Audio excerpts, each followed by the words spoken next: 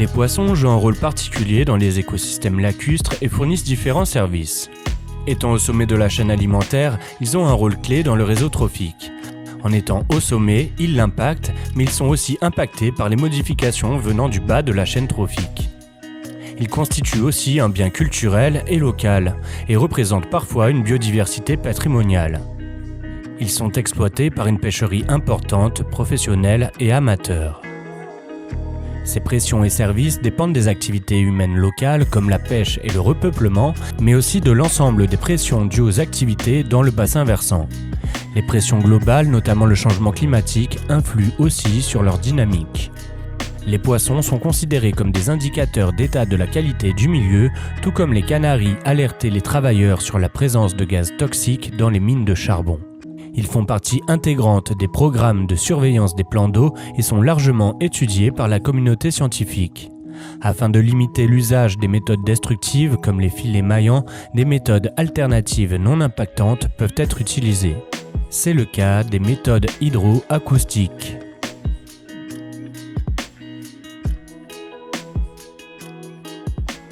Cette méthode est basée sur la diffusion d'ondes sonores dans l'eau, à l'instar du dauphin qui arrive à détecter et à reconnaître des cibles à une certaine distance. Des ondes sont donc envoyées dans la colonne d'eau et rencontrent différents obstacles. Dans l'air, les ondes lumineuses se propagent très loin alors que les ondes sonores se propagent à des faibles distances. Dans l'eau, c'est le contraire. Les ondes sonores peuvent se propager très loin par un phénomène de diffusion de l'onde et de mouvement des particules, alors que les ondes lumineuses sont arrêtées très rapidement.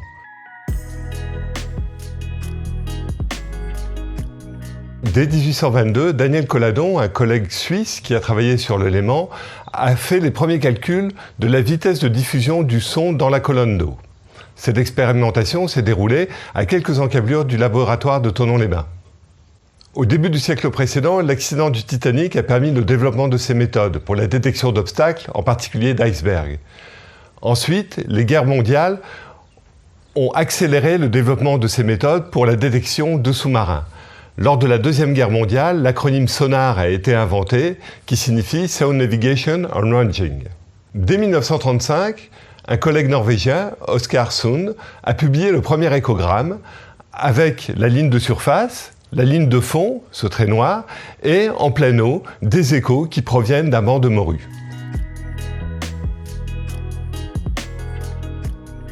Au début des années 1960, Ingvar Hoff a posé le principe de l'éco-intégration moderne. L'énergie totale renvoyée par un certain nombre de cibles dans un volume d'eau est proportionnelle à ce nombre de cibles. Plus on a de poissons dans la colonne d'eau, plus l'énergie renvoyée va être importante. L'onde se diffusant sous forme d'un cône, on retrouve un maximum d'énergie au centre du cône et on a bien sûr une déperdition de cette énergie en fonction de la distance. Lorsque l'onde sonore rencontre une cible, une partie de l'énergie va être envoyée vers l'émetteur. Lorsque la différence d'impédance physique entre les deux matériaux, c'est-à-dire entre l'eau et la cible, est très importante, beaucoup d'énergie va être envoyée. Par exemple, quand l'onde sonore va rencontrer un fond, énormément d'énergie va être envoyée et très peu d'énergie va être absorbée.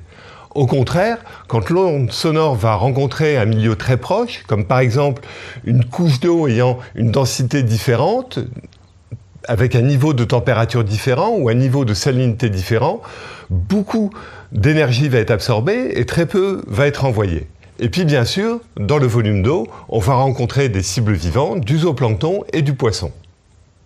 Chez le poisson, le maximum d'énergie est renvoyé par la vessie natatoire, qui est une petite poche remplie de gaz, et c'est cette interface gaz-eau qui va renvoyer un maximum d'énergie.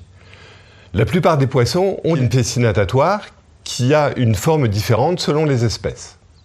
À partir de ce principe, pour une même espèce, plus le poisson va être grand, plus l'énergie renvoyée va être importante. Donc sur ce schéma, nous avons représenté un gros poisson et un petit poisson, et donc une énergie renvoyée par ces deux cibles qui sont proportionnellement différentes. Cette énergie se mesure en dB, et une loi générale a pu être établie qui met une relation entre la taille du poisson pour une espèce donnée et l'énergie renvoyée en dB. Cette équation, publiée par Love en 1971, est une équation généraliste. Dans la littérature, on trouve des équations spécifiques pour différents milieux et pour différentes espèces.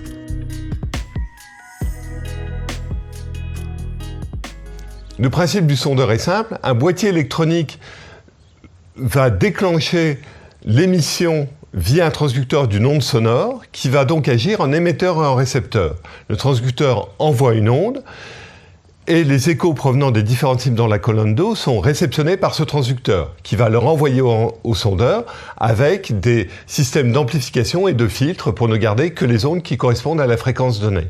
L'ensemble est numérisé et envoyé sur un ordinateur. Sur le schéma de droite, vous voyez le symbole d'un poisson qui est détecté dans l'onde acoustique et la trace de ce poisson sur un échogramme qui est donc la visualisation des échos avec cette forme caractéristique d'un chapeau de Napoléon, le poisson étant vu au départ au bord du cône puis au centre du cône. L'onde sonore, lorsqu'elle est diffusée dans la colonne d'eau, va perdre de l'énergie en fonction de la distance. Il faut donc que pour une même cible, c'est-à-dire un poisson de la même espèce, mais situé à des profondeurs différentes, l'énergie rétrodiffusée soit identique. On corrige donc, en fonction de la profondeur, l'énergie qui est renvoyée.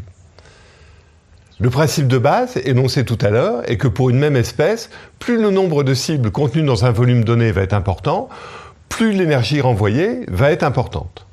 On peut ainsi échantillonner des cibles dans toute la colonne d'eau. Il y a bien sûr deux zones aveugles. La première, qui est située en dessous du bateau, le transducteur étant positionné environ 30 cm à 50 cm en dessous de la surface, plus le champ proche dans lequel les principes physiques ne sont pas applicables, et aussi la zone de détection du fond, qui correspond à une zone de 20 à 50 cm en fonction de la longueur d'onde émise et de la fréquence. Les cibles détectées dans la colonne d'eau, en particulier les poissons, vont pouvoir être détectées, corrigées en fonction de la profondeur, mais si elles sont trop proches les unes des autres, dans un même volume, elles peuvent être confondues.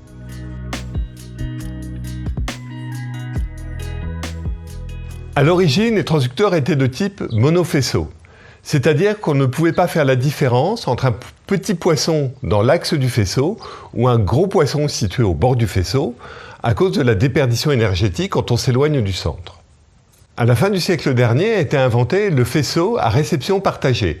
L'émission se fait de façon unique, mais la réception se fait sur un transducteur divisé en 4 cadrans.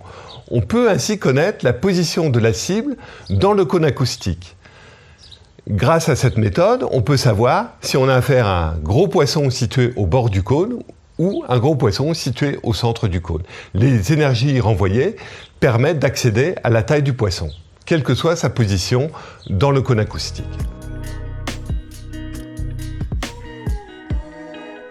Sur cet exemple d'échogramme réalisé sur le lac d'Annecy, on voit le signal de surface, le signal du fond qui correspond à cette bande rouge, avec l'écho secondaire du fond et l'écho tertiaire qui correspondent à des échos renvoyés par la surface à un temps double par rapport à l'écho principal, et dans la masse d'eau, les échos de poissons. Nous avons positionné la thermocline en fin d'été avec une stratification marquée. Au-dessus de la thermocline, sur cette bande horizontale, des poissons qui ont un préférendum thermique plutôt chaud, les perches et les gardons de l'année en majorité dans ce type de lac, et en dessous de la thermocline, les salmonidés, et en particulier dans ce type de lac, des corégonidés. Sur ce principe de base, on peut échantillonner un lac comme le lac d'Annecy en faisant des parcours d'une berge à l'autre berge pour nous permettre d'estimer le nombre de poissons sur toute la surface du lac. Pour un parcours tel que celui qui est présenté, il faut compter environ 5 heures. Nous avons donc ici l'enregistrement d'un échogramme réalisé sur le lac d'Annecy avec le signal de surface, le signal de fond qui se situe à environ 60 mètres, les échos des poissons dans la colonne d'eau. Dans le cercle situé dans la partie basse, nous voyons chaque écho de poisson et l'impression que le poisson défile. Puis sur la partie droite, les caractéristiques d'acquisition et dans cette bande, l'énergie renvoyée par chaque poisson. Dans cet enregistrement, réalisé sur le Léman, 2 jours, nous voyons toujours le signal de surface, le signal de fond, mais nous n'avons plus d'échos simples, mais des échos multiples qui correspondent à des bancs de poissons. Le fond est environ 20-25 mètres et vous voyez que ces bancs ont une hauteur d'environ 15 à 22-23 mètres. Nous avons donc affaire à des bancs relativement importants en termes de densité, avec une certaine hétérogénéité, puisque dans le banc, nous voyons des zones rouges et des zones moins denses, vertes ou jaunes. Nous avons ici 2 échogrammes enregistrés le même jour sur le lac d'Annecy. À gauche, un échogramme de jour avec des poissons qui sont en banc. Ceux-ci restent en banc pendant la journée pour lutter contre les prédateurs. À la fin de la journée, pour des raisons trophiques, lors de la migration du zooplancton, ils se dispersent et sont dispersés pendant toute la nuit. Majoritairement, les campagnes acoustiques se déroulent pendant la nuit pour avoir des échos qui sont dispersés pour pouvoir accéder à la taille des individus.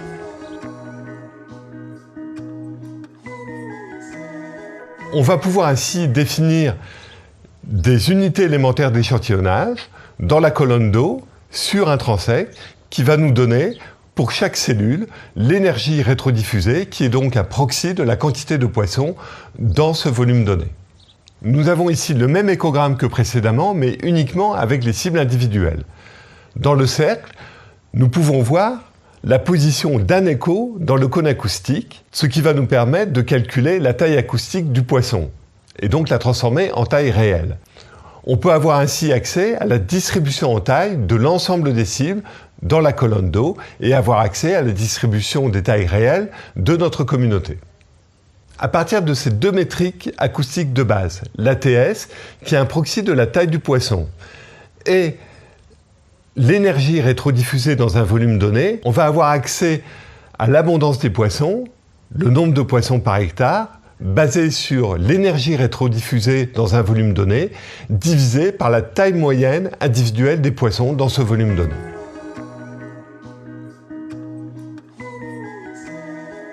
Cette méthode présente un certain nombre d'avantages et a été normalisée aussi bien sur le continent nord-américain que dans la communauté européenne. Elle permet de faire une couverture large et rapide des écosystèmes lacustres. Elle permet de faire une cartographie de notre écosystème dans sa globalité. Sa résolution spatiale est fine. On peut ainsi accéder à des estimations de stock et faire des comparaisons entre les écosystèmes. C'est une méthode non invasive qui n'entraîne pas de perturbations sur l'environnement et en particulier pas d'impact sur les populations de poissons. Par contre, nous n'avons pas de discrimination spécifique directe à partir du signal et il faut se baser soit par la connaissance du comportement du poisson et son écologie, soit par des méthodes complémentaires de pêche au filet ou d'ADN environnemental pour bien connaître la composition spécifique de notre population.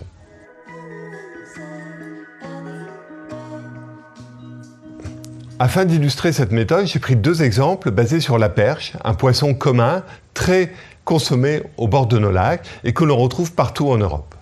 La quantité de juvéniles dans le lac d'Annecy, lac oligotrophe, est très variable d'une année sur l'autre. Et nous avons observé que certaines années, ces quantités étaient très importantes, montant jusqu'à 150 kg par hectare. La perche se reproduit au printemps.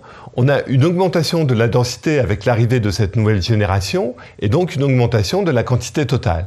Puis, à partir de l'été, nous observons une diminution de cette densité, avec en parallèle une baisse des proies disponibles, les daphnies et les copépodes, mais aussi un niveau de parasites très important chez ces poissons qui, en fin d'été, se retrouvent affaiblis et sont aussi prédatés de manière importante par les autres poissons. Cette dynamique particulière est peut-être un modèle pour les autres lacs périalpins qui vont eux aussi, dans quelques années, devenir oligotrophes. À partir de cette méthode, nous avons pu mettre en évidence les fortes variations de recrutement de la perche dans les lacs d'Annecy et du Bourget. Les variations sont fortes puisque un facteur 10 entre 2 années peut être constaté. À partir de ces données de niveau de densité de perche en fin d'été dans les lacs d'Annecy et du Bourget pendant les 10 dernières années, des ressources trophiques disponibles, mais aussi des températures pendant la phase d'incubation et du développement larvaire, nous avons pu mettre en évidence que le recrutement était gouverné principalement par la température au moment de l'incubation.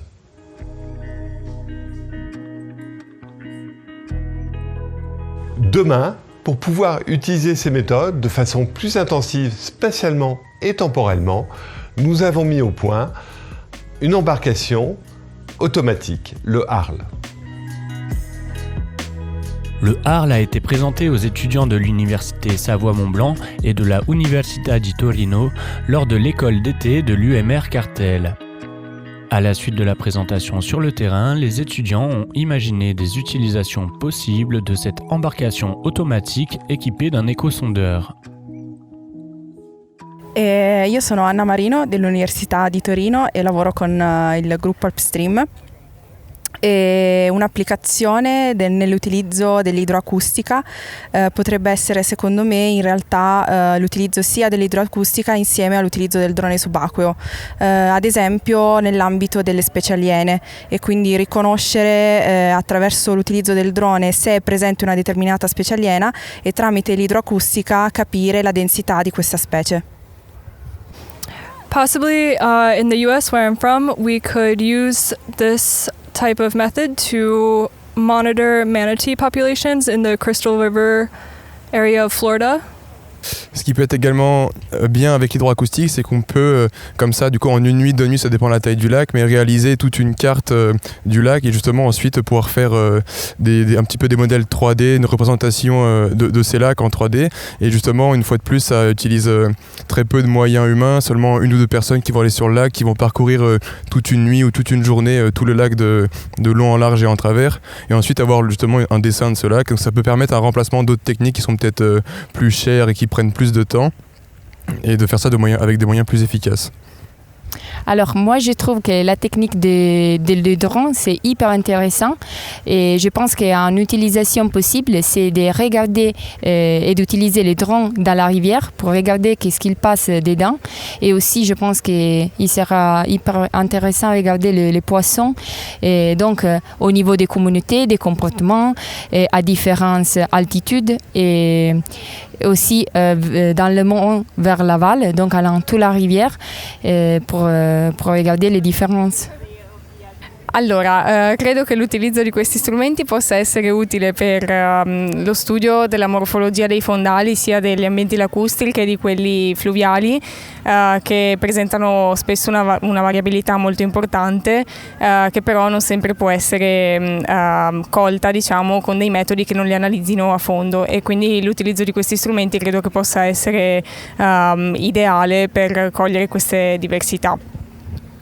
So if it's possible to increase the sensibility of the instrument and distinguish the difference between plants and rocks at the bottom of the lake, maybe it will be useful to even monitoring the plants population, and so monitoring the pollution in the lake.